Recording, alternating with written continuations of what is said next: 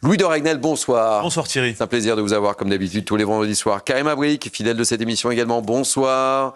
Notre spécialiste politique sur CNews. Bonsoir Thierry. Olivier Benkemoun, maître Vincent de la Morandière, avocat, est avec nous. Bonsoir mon cher Vincent.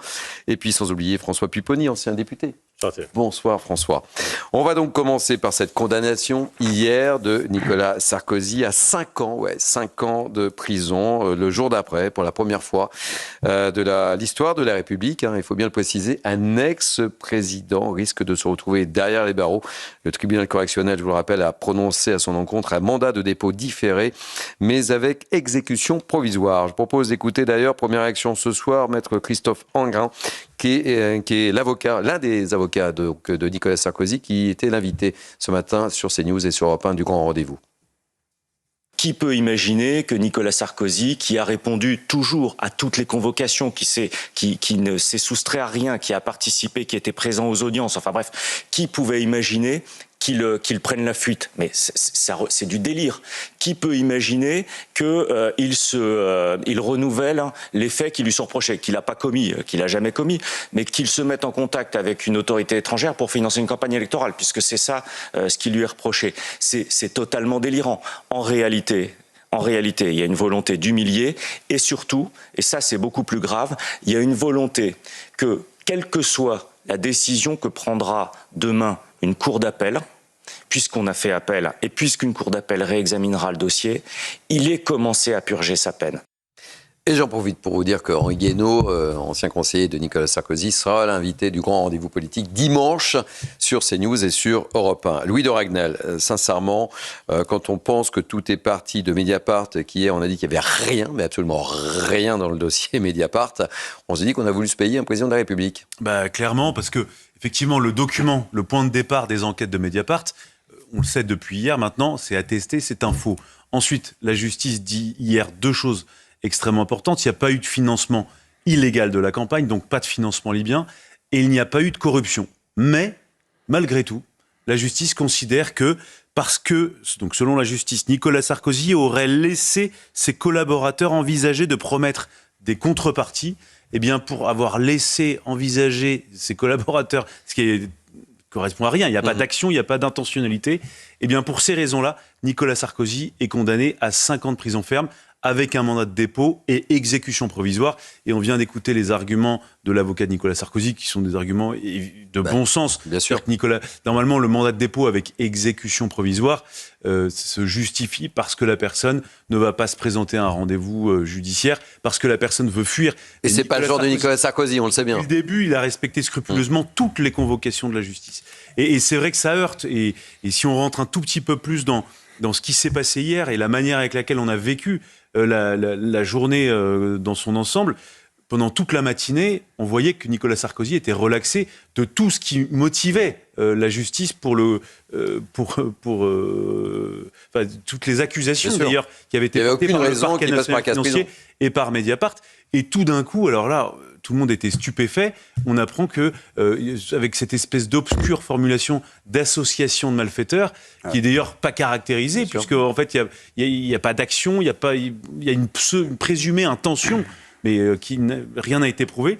Eh bien, Nicolas Sarkozy est malgré tout condamné. Moi, ce que je trouve très grave dans cette histoire, c'est que Mediapart, qui a fait du recel de faux, qui a diffusé un faux, et qui a fondé toute sa cabale contre Nicolas Sarkozy sur un faux, bien, hier, c'était Nicolas Sarkozy qui allait en prison pour rien, et Mediapart qui triomphait, alors que, globalement, ils se sont plantés sur tout.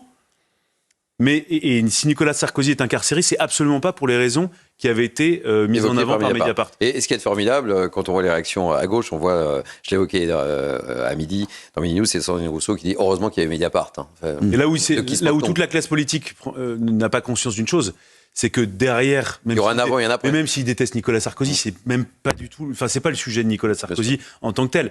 C'est toute la classe politique qui devrait être sidérée et se dire, mais en fait demain, ça va être, si demain on peut être condamné pour avoir simplement éventuellement envisagé de faire quelque chose qu'on n'a pas fait, ou avoir laissé faire des collaborateurs qui eux-mêmes ont envisagé quelque chose qui n'est pas matérialisé, mais toute la classe politique va se faire crucifier dans les prochaines années par la justice sans rien avoir fait. Alors celle qui a bien compris le message, c'est Marine Le Pen. Évidemment, elle est un peu dans le même cas de figure. Elle a réagi immédiatement. Et elle l'a dit d'ailleurs, hein, elle a toujours combattu Nicolas Sarkozy, mais elle lui apporte son soutien. Écoutez-la. J'ai pas été extrêmement étonné, parce que j'ai bien compris quand même qu'un certain nombre de magistrats ont une sorte de tableau de chasse où ils essayent d'épingler un maximum de politiques. Alors vous imaginez bien, un ancien président de la République, il est tout en haut du tableau. En France, on a le droit à un double degré de juridiction. C'est dans notre état de droit, c'est-à-dire qu'on a le droit de faire appel. Et on est considéré comme présumé innocent jusqu'à ce qu'on soit condamné de manière définitive.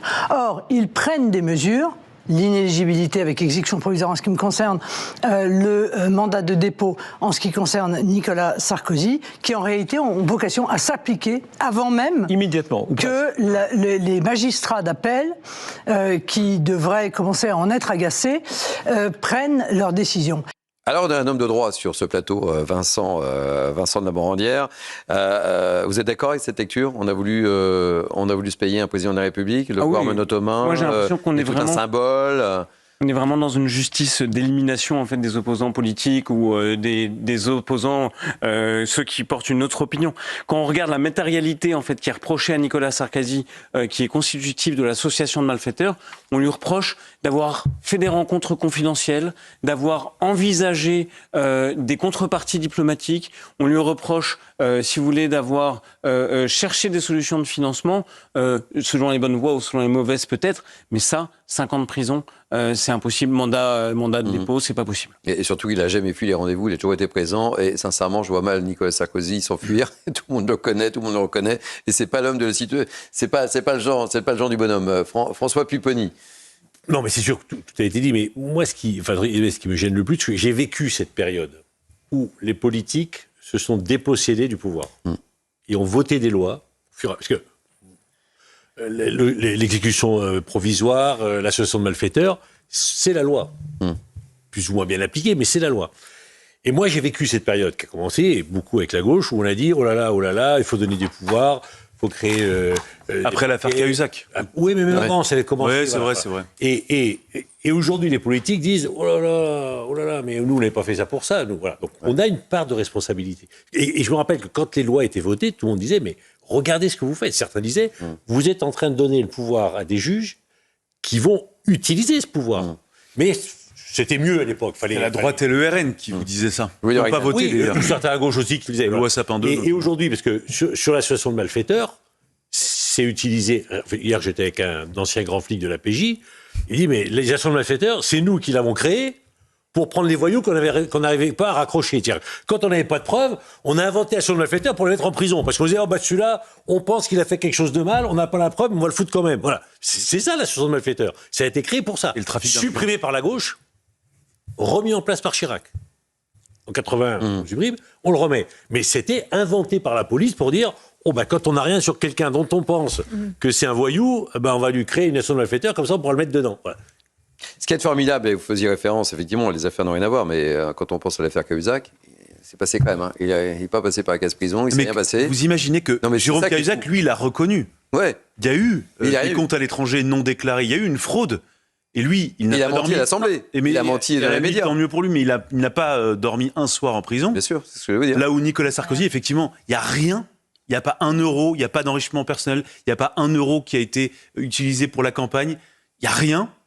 Et pourtant, il est condamné à 5 ans de prison ferme. C'est fou, hein Karim Abrik. C'est renversant, en fait, parce que c'est vraiment le décalage entre cette absence de preuves et la sévérité de cette peine. Donc, effectivement, ça laisse un peu cette impression d'une volonté d'humiliation. Certains s'en défendront, mais c'est quand même l'impression que ça donne. Et je trouve qu'on touche à quelque chose d'assez important. Et c'est très inquiétant aussi, toute cette question-là de l'exécution provisoire qui porte atteinte à non seulement la présomption d'innocence et d'avoir cette possibilité de se défendre, d'avoir cette défense pleine et entière jusqu'au bout du processus. Et en ce moment, on a l'impression que non, on vient bafouer, si vous voulez, ces éléments qui sont essentiels dans la justice. Donc, ça donne cette impression d'une sorte de vendetta, d'un acharnement.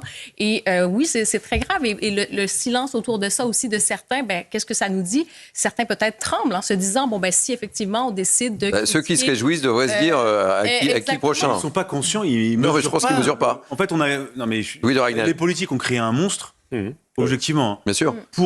Par démagogie, parce qu'ils se disaient on va lâcher ça pour montrer qu'on est pour la transparence. Allez, l'arroseur arrosé, là. Sur lesquels on est assis.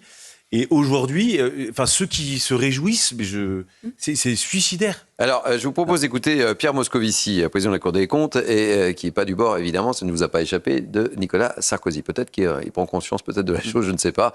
Vous me le direz.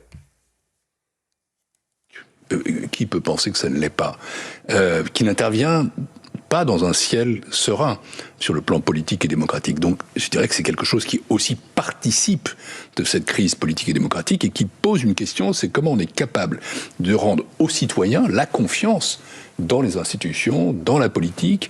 Et ça, c'est un sujet fondamental qui, j'allais dire, dépasse cette affaire et qu'on doit se poser parce que ça s'ajoute évidemment à une situation dont on voit bien que pour les Français, elle est anxiogène, elle est mal perçue. Olivier Benkemoun, il y aura un avant et un après, ça on peut le dire. Mais ça c'est évident, mais simplement je ne sais pas s'il n'est pas un peu à côté du sujet, parce que c'est pas simplement une crise politique, c'est une crise avec la justice. Le jour d'après, c'est aujourd'hui, c'est après la sidération et parfois la colère de certains, c'est les questions qui se posent vis-à-vis de la justice. Est-ce qu'elle est indépendante ? Qu'est-ce que ça veut dire ? Qu'est-ce que ça veut dire que cette décision politique ? Parce que c'est une décision politique. Donc qu'est-ce qu'on a laissé aux magistrats ? Quel est ce pouvoir qu'on a laissé aux magistrats ? Je veux dire, tout le monde sait aujourd'hui que la magistrate qui était à la tête de ceux qui ont condamné M. Sarkozy a été membre de l'USM, a manifesté en 2001 à Nice notamment contre Nicolas Sarkozy, etc. Donc, dans ce cas-là, elle aurait dû se dessaisir, me semble-t-il. Donc, aujourd'hui, on a quand même beaucoup de questions qui se posent, non pas simplement du côté de l'engagement et des fautes que pourraient commettre les hommes politiques. Il y en a, ils en feront, il n'y a pas de problème là-dessus. Mais d'abord, il faut aujourd'hui être sacrément accroché pour avoir envie de faire de la politique dans ce pays, parce que quand vous êtes condamné pour 5 ans de prison comme M. Sarkozy, c'est quand même très très curieux et très discutable. Mais la question, encore une fois, pour moi, qui se pose, c'est la question de la confiance vis-à-vis de la justice. Il y a un tel décalage entre cette décision et puis des décisions du quotidien, des gens qui sont relâchés, des gens qui s'en prennent à des policiers, qui font pas un jour de prison, qui s'arrêtent pas une fois entre les mains de la justice. Enfin, je veux dire, c'est tellement hallucinant, tellement décalé que la question qui se pose pour moi, c'est la justice. Et cette information que je vous donne, qui vient de tomber sur l'AFP, la présidente du tribunal, qui a condamné Nicolas Sarkozy, a été menacée de mort selon un syndicat. Ça vient de tomber, je découvre la dépêche au moment où nous sommes ensemble sur cette antenne. C'est le syndicat, c'est l'Union syndicale. L'Union syndicale des magistrats, donc inacceptable. Elle a annoncé avoir fait des signalements à la justice sur les menaces visant la présidente du tribunal correctionnel qui a condamné Nicolas Sarkozy à 5 ans de prison et ordonné son incarcération prochaine. C'est inacceptable qu'une magistrate soit menacée. Maître Vincent de la Morandière. C'est qu'elle soit menacée, ça c'est d'accord. Mais par contre, il y a un problème de sécurité juridique, c'est-à-dire que comme personne ne sait ce qu'on peut mettre derrière l'association de malfaiteurs, on peut mettre tout ce qu'on veut en fait. C'est ce que expliquait mon voisin tout à l'heure.